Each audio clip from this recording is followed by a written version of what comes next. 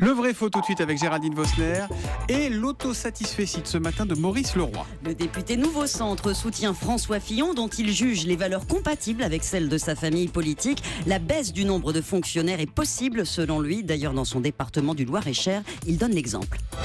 Nous sommes cités en exemple par la Cour des comptes. Nous sommes dans le club fermé des 7 départements en France sur 101 qui ont réduit la masse salariale.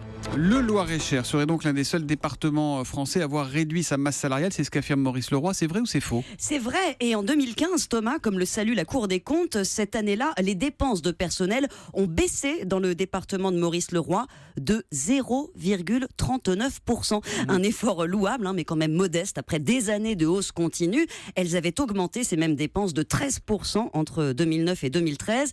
Et elles sont légèrement reparties à la hausse cette année parce que le point d'indice des fonctionnaires a augmenté tout simplement. Donc il y a de vrais efforts, mais à relativiser. Et pourtant, Maurice Leroy soutient François Fillon qui veut supprimer 500 000 postes de fonctionnaires. Vous imaginez si même lui a du mal à le faire, ça montre l'ampleur de la difficulté. Seulement 7 départements sur 101 ont réduit leurs dépenses de personnel en 2015 et dans de faibles proportions après des années de dérive. Les effectifs de la fonction publique territoriale ont explosé de près de 30% depuis 2002, rapporte l'INSEE. Les communes ont le plus embauché, mais les départements aussi ont dû absorber des transferts de compétences, recruter pour l'action sociale, la gestion du RSA notamment, qui pèse extrêmement lourd. Cela dit, depuis que les dotations de l'État se réduisent, on observe partout des efforts. Les dépenses de personnel augmentent moins vite, mais elles augmentent toujours et ça illustre la volonté qu'il faudrait pour ne plus remplacer un départ à la retraite sur 2.